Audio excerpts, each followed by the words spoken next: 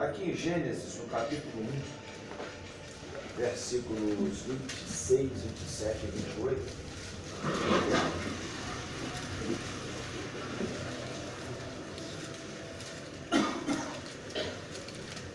Gênesis, capítulo 1, 26, 27 e 28.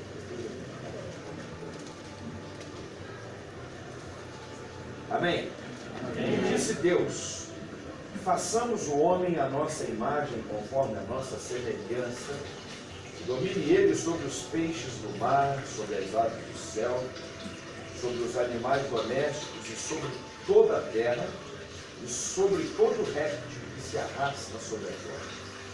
Criou, pois, Deus, o homem, à sua imagem. A imagem de Deus o criou, homem e mulher os criou. Então Deus os abençoou e lhes disse: frutificai, multiplicai-vos, enchei a terra e sujeitai-a, dominai sobre os peixes do mar, sobre as aves do céu e sobre todos os animais que se arrastam sobre a terra.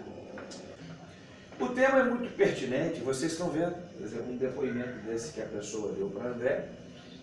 Me permita falar de André, né, que é o pastor André, o diretor, o professor André, mas assim, isso mostra vamos dizer, uma grande realidade da igreja hoje. Uma resposta dessa que a pessoa te deu.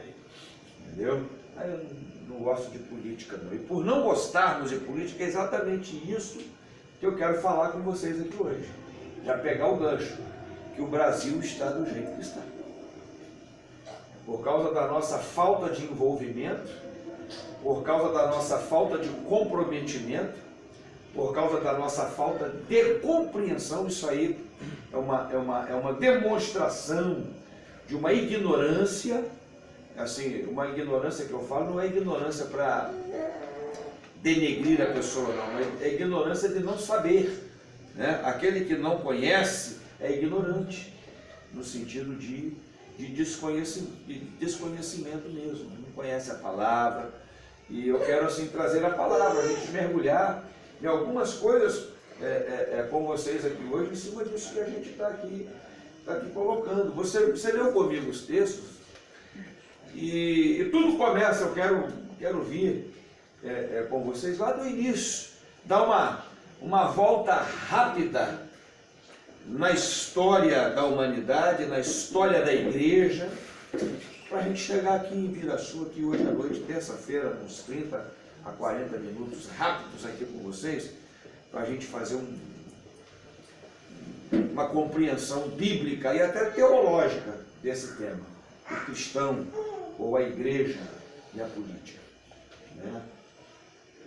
Então, quando a gente lê esse texto aqui, em Gênesis capítulo 1, 26, 27 e 28, aqui está o propósito original de Deus para nós, para a igreja. Quando ele diz aqui, façamos o homem conforme a nossa imagem e conforme a nossa semelhança, para que ele domine, olha bem os verbos, dominar, para que ele frutifique, olha o verbo frutificar, para que ele cresça, olha o verbo crescer, para que ele se multiplique, olha o verbo multiplicar. Então eu poderia resumir esses 3 versículos aqui em 3 verbos muito fortes que exprimem o propósito original de Deus para a igreja. Quando ele colocou o homem no jardim e criou o homem, o propósito está aqui, eu estou tirando de trás da orelha, está na palavra. Eu posso colocar aqui 3 verbos: crescer, multiplicar e dominar. Então Deus nos fez para isso, para que nós pudéssemos exercer esse domínio sobre a terra. E no começo foi assim, vocês sabem disso, no começo foi assim, né? E o propósito de Deus, ele é corroborado na Bíblia em vários outros textos. Em vários outros textos. Né? A gente pode pegar lá, por exemplo, em Deuteronômio, capítulo 28, isso que eu estou lembrando aqui rápido, quando Deus, os primeiros 14 capítulos de Deuteronômio 28, podem ler lá. Deus está falando do propósito dele já para Israel, e daqui a pouco eu volto lá para montar esse quebra-cabeça, para chegar até nós. Mas está escrito lá. Se vocês cumprirem os meus estatutos e permanecerem nos meus mandamentos, aí tem um monte de promessas, um monte de propósitos de Deus para nós, nos primeiros 14 versículos de Deuteronômio 28. Vocês vão pisar na terra e ela vai ser de vocês. O inimigo virá para tentar derrubar vocês por um caminho, mas vão voltar por 7. Está escrito lá. Vocês vão ser colocados por cabeças e não por cauda. Vão estar por cima e não por baixo. Vocês vão ter para emprestar e não vão pedir emprestado. Tá? Então, assim, eu não estou aqui entrando nessa teologia da prosperidade que ela é aplicada de forma errada por muitas denominações hoje. Porque pegaram isso, que é bíblico, que está na palavra, e transformaram isso vamos dizer assim, numa distorção da teologia da prosperidade. Porque a prosperidade é bíblica. Deus nos criou para ser prósperos, senão Ele não ia falar para a gente crescer, para multiplicar, para dominar, para tomar conta de tudo. Inclusive o homem botou nome nos animais, botou nome nas plantas, foi o primeiro zoólogo, foi o primeiro a dominar sobre as coisas, a nomenclaturar as coisas. Então, o que acontece? Nós entendemos, abrindo aqui um parêntese, que a teologia, a verdadeira teologia da prosperidade, ela tem que vir ali em cima de Mateus capítulo 6, 33. Buscai, pois, em primeiro lugar o reino de Deus e a sua justiça, e as outras coisas vos serão acrescentadas. Nós seremos prósperos materialmente, financeiramente, como consequência de uma prosperidade espiritual primeiro. Essa é essa a interpretação bíblica e a concepção bíblica da palavra do Senhor. Porque Ele sabe que nós precisamos para sobreviver aqui das outras coisas. Tá? Só que a nossa... Eu estou aqui abrindo um parênteses, daqui a pouco eu volto para o texto aqui, volto para o estudo. Dei só uma pequena saída aqui.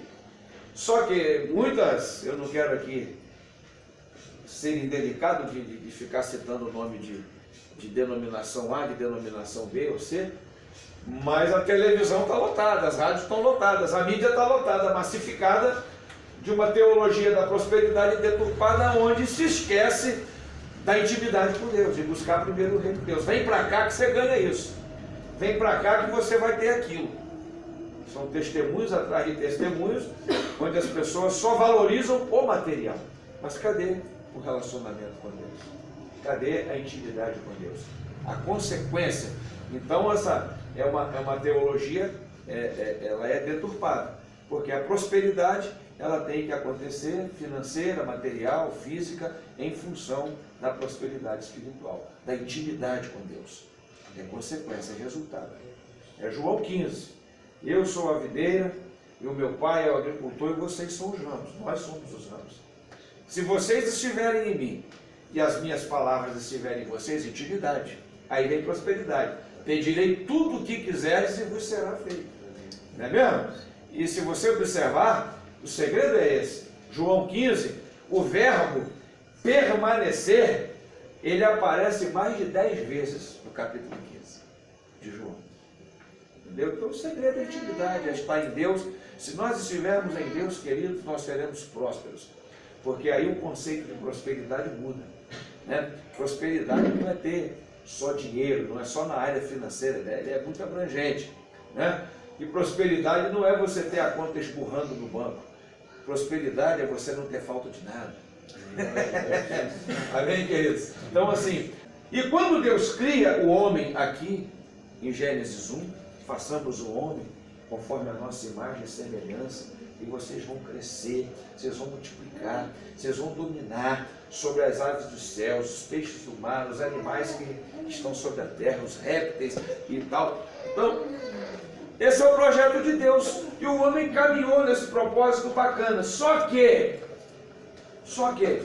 ou até que, nós conhecemos até a queda, até quando o homem saiu desse propósito.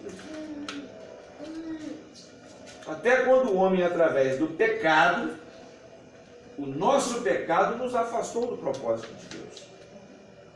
E aí começa a história da igreja, porque, se vocês me permitem, Adão e Eva, ali no jardim,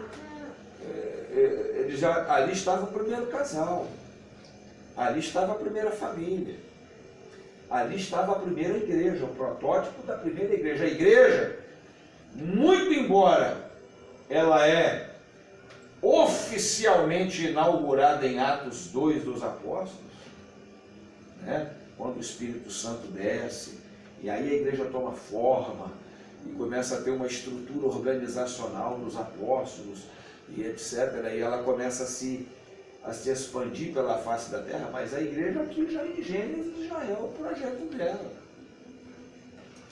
Né? E aí o que acontece?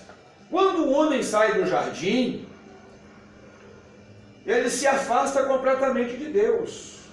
Porque o pecado é aquilo que diz a própria palavra. Um abismo vai chamando outro abismo e vai afundando. E o homem, por si próprio, a gente, isso aqui é teológico. Nós, por nós mesmos, de nós mesmos, nós não nos voltamos para Deus, não, irmãos. Nós precisamos da ajuda do Espírito Santo dele.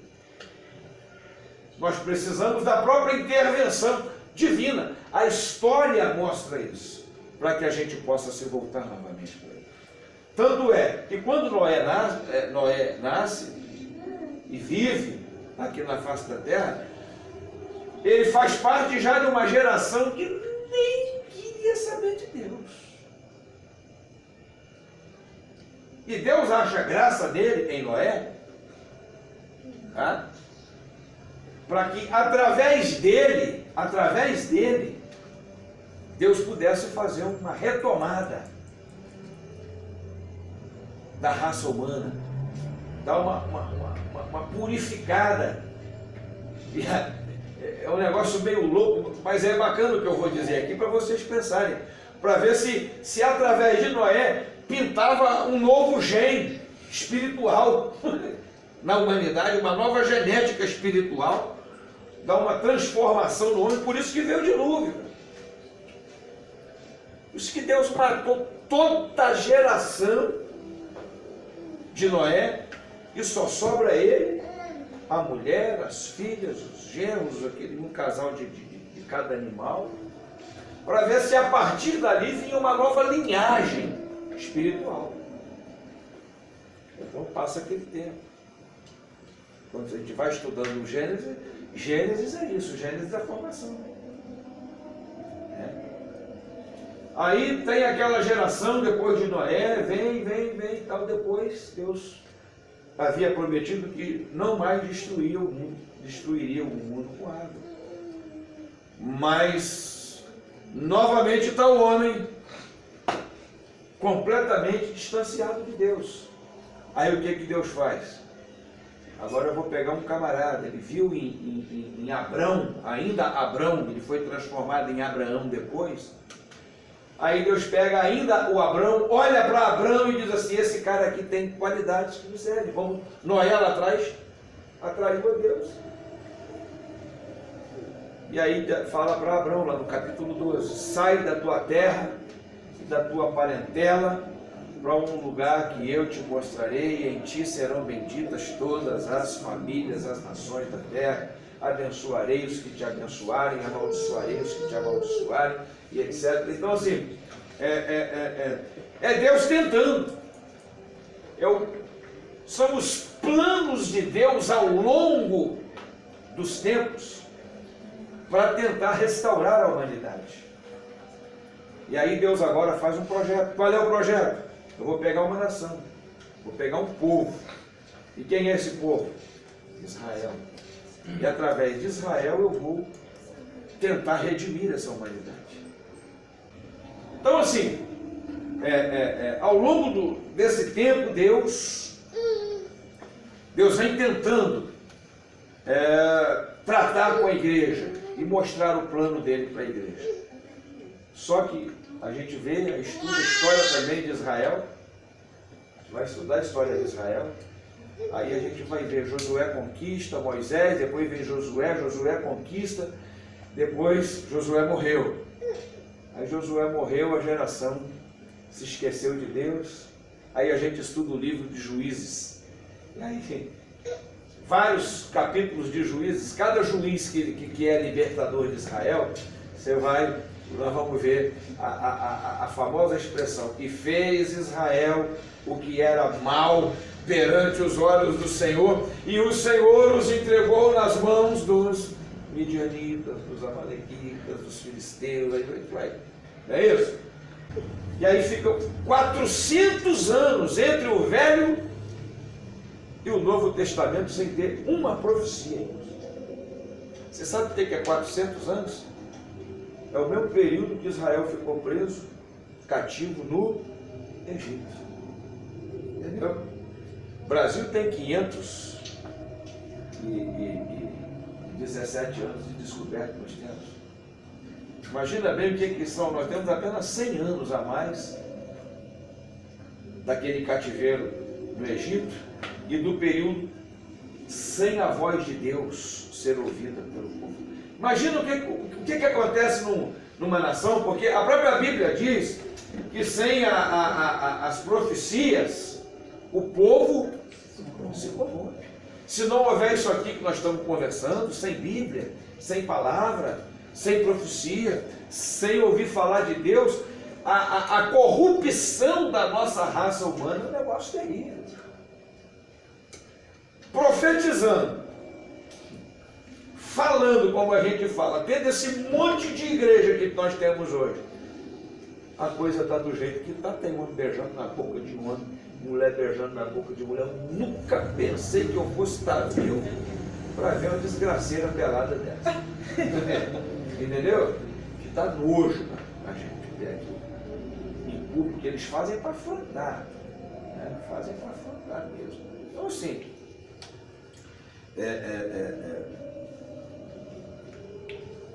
o mundo virou o que virou. O mundo virou o que virou. Precisou de vir quem? Jesus. Mas olha que tem uma lógica de Deus. Mas quem é Jesus? É o Filho de Deus, é o Verbo que se tornou carne. Mas Jesus é o cumprimento da palavra que Deus falou lá em Gênesis 3,15. Quando ele expulsa o homem e a mulher do jardim, voltando lá atrás. Quem é Jesus? É a semente da mulher. Olha a lógica de Deus. Mas quem é Jesus? É o cumprimento da profecia que Deus falou para Abraão. Em ti serão benditas todas as nações ou famílias da terra. Através de quem? De Jesus. Jesus nasceu de quem? Dos lombos de Abraão. Descendência de Abraão. Né? E quem que é? É da igreja do Velho Testamento. Que é quem? Jesus é judeu. Ok? Então a lógica de Deus está presente aí. E aí quando Jesus é dependurado na cruz do Calvário, e que ele fala para o Pai, a última frase das 7, que Jesus ele tem 7 frases que ele fala na cruz. A última foi essa: tudo consumado está. Nas tuas mãos eu entrego o meu espírito. E reclinou a cabeça, diz a palavra do Senhor. Então, quando Jesus fala que tudo consumado está, essencialmente, teologicamente, Jesus está dizendo para o Pai assim: tudo restaurado está. A consumação é essa restauração do propósito original de Deus, lá de Gênesis. Qual é o propósito original de Deus? É tornar o homem novamente para crescer, para multiplicar e para dominar.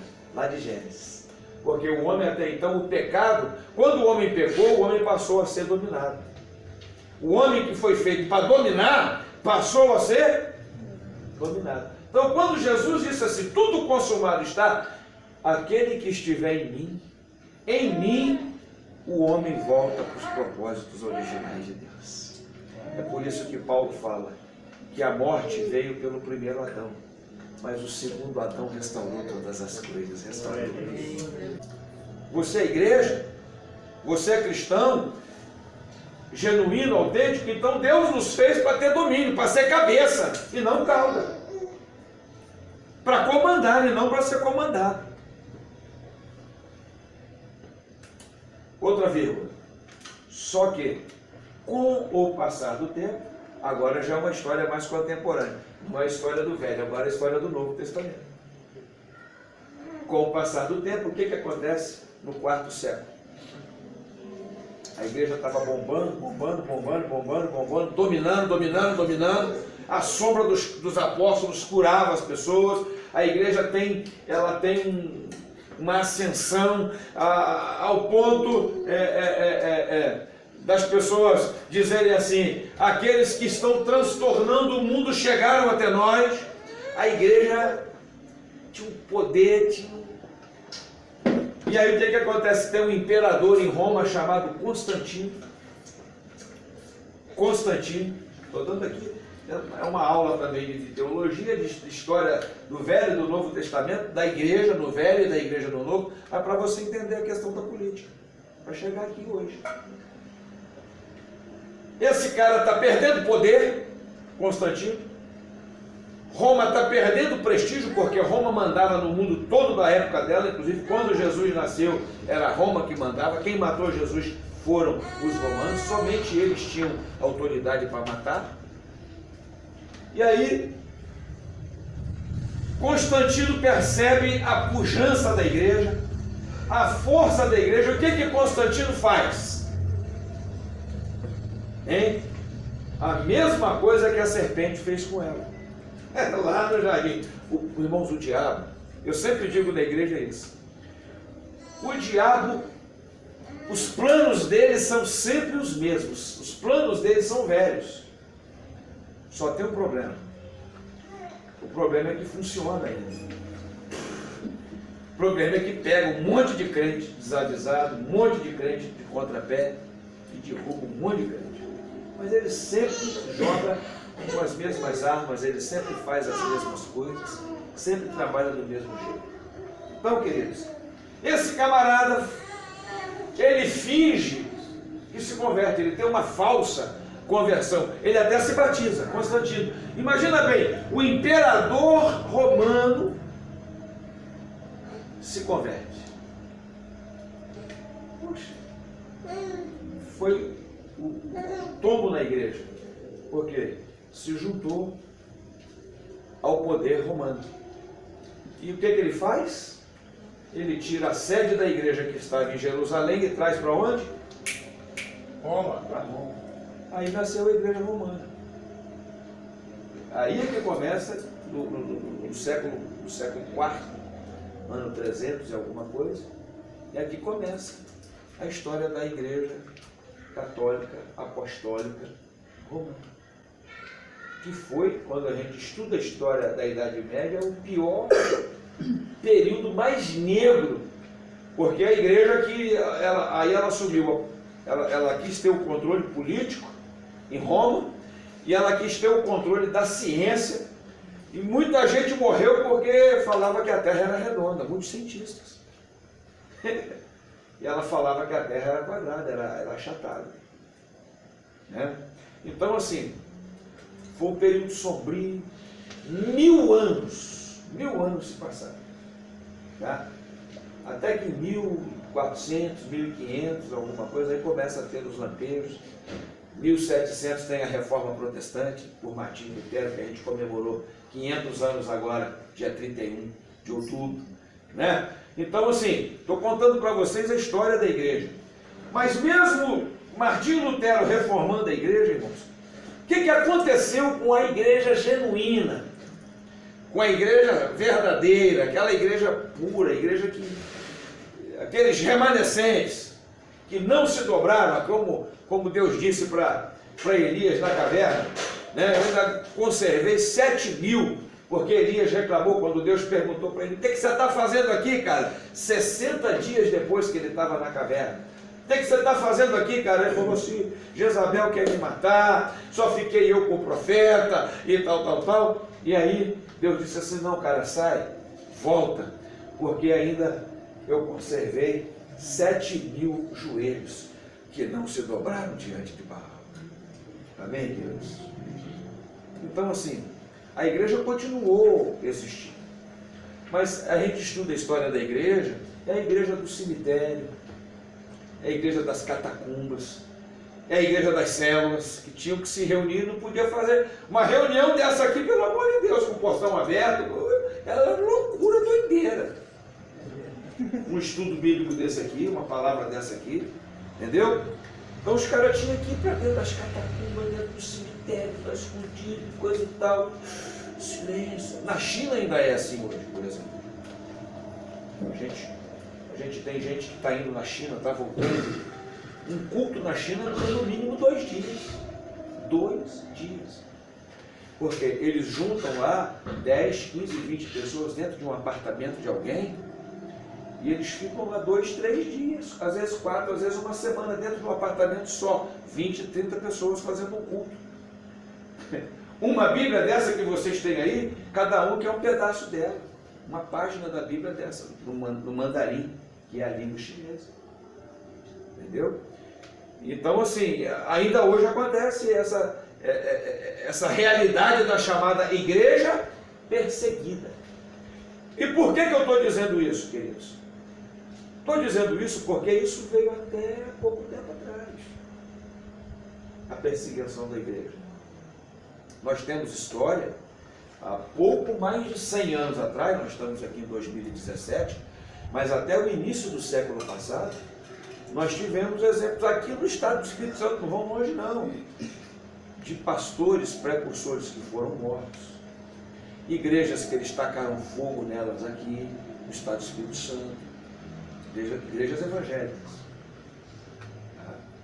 Então, assim, a cultura, isso que eu estou colocando. Quando essa mulher, André, ela fala: não, eu não me envolvo com política. É por quê? Porque isso, irmãos, é a cultura que veio lá de trás.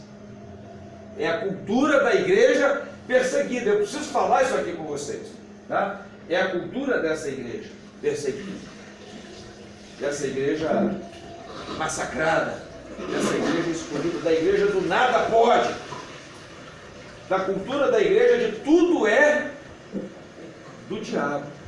Tudo é do diabo. Televisão era do diabo. Quando veio rádio, o rádio era do diabo. Depois a televisão é do diabo. Não é que é do diabo. O diabo tem usado mais do que nós. É igual a internet. É do diabo? Não, mas ele tem usado mais do que nós, porque a gente não usa. A política é do diabo. É do diabo? Não. Mas ele está usando mais do que nós. É ou não é? O esporte é do diabo. É do diabo? Não, mas ele utiliza melhor do que nós. A mídia é do diabo. É do diabo? Não, mas ele tomou uma Rede Globo para ele. Entendeu? Por quê? Porque nós ficamos aqui, eu não vou me envolver não. Quando na verdade a palavra está clara, vocês têm que crescer, vocês têm que dominar, vocês têm que multiplicar e tomar conta desse troço. Porque o diabo está lá. Aí eu entro aqui já nas reflexões, nas avaliações finais do nosso objetivo dessa volta que eu dei toda aqui. O diabo está lá. Aí a igreja fala assim: não, isso é do diabo. Aí ele fala: opa, então me dá para cá que eu quero. Vocês estão me dando? A Bíblia diz que o bicho já é ladrão e salteador, arrombador. que é diferente de Jesus. Jesus disse assim, Apocalipse 3:20, né? Eis que eu estou à porta e bato. É a diferença. Se alguém ouvir a minha voz e abrir a sua porta, eu entrarei na sua casa, cearei com ele e ele comigo. Jesus bate na porta, ele não amou. Por quê? Porque Jesus respeita uma coisa chamada o nosso livre. Jesus não quer amarrar, agora o diabo não. Jesus falou, ele não, ele é ladrão e tu, empurrador de porta, mete o pé na porta para entrar. Irmãos, o diabo, se tiver uma frestrazinha dessa aqui, ele vai fazer uma festa. Concorda comigo? Se tiver uma brechazinha, um legadozinho desse tamanhozinho aqui, ele vai entrar. Ainda mais se a gente, como igreja, pega, não, isso é do diabo, isso é do diabo, isso é do, tudo é do diabo. Ele falou, opa, a música essa música é do diabo. Irmãos, eu sou do tempo que tocar guitarra, bateria na igreja era do diabo. É verdade. Tem gente aqui que deve se lembrar disso, quem é crente mais antigo aqui, mais velho. Eu sou desse tempo. Tudo era do diabo. Até estudar era do diabo, não podia ir para a escola. Não, tá bom, já fez, já aprendeu a ler, escrever, tá bom. Por quê? Porque isso é um ranço. Isso é um ranço de uma cultura de perseguição. De uma igreja que não podia fazer nada, de uma igreja que cresceu, você tem que ficar nesse cantinho aqui, entra nessa portinha aqui, nessa catacumba aqui, se tranca e fica quieto aí dentro. É o máximo que vocês podem. E isso veio. Então, qual é o recado que eu quero deixar, concluindo isso aqui para vocês? Queridos, a igreja tem que se posicionar na arte, na música, no esporte, na educação, no judiciário. Nós precisamos tomar aquele troço lá também. Advogados, promotores, juízes, desembargadores, mandar ministro para o Supremo evangélico. Nós temos que começar a fazer essa cultura na igreja.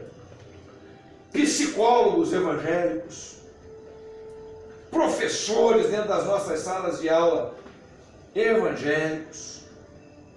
É dominar. Isso é crescer, multiplicar e dominar. E no mesmo patamar, por isso que eu tenho assim, muita responsabilidade em dizer isso, e no mesmo patamar também na política. Também na política.